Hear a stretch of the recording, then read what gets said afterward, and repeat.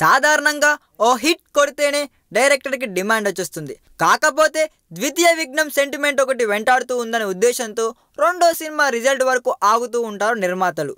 రెండో మూవీని కూడా హిట్ చేయగల డైరెక్టర్లు కొందరే ఉంటారు. అది కూడా మంచి హిట్ సాధిస్తే మాత్రం ఇక ఆ దర్శకుడికి క్రేజ్ మామూలుగా ఉండదు. పటాస్, సుప్రీంలతో హిట్లు కొట్టిన అనిల్ రావుపూడి పరిస్థితి మాత్రం విచిత్రంగా ఉందని టాక్ ఉందంటున్నారండోయ్. సుప్రీంతో మెగా హిట్ కొట్టేశాక వరుసగా ఆఫర్స్ వచ్చేస్తాయి, సినిమాలు చేసేస్తాడని అనుకుంటే ఇంకా ఒక్కటి కూడా పట్టాలెక్కలేదు.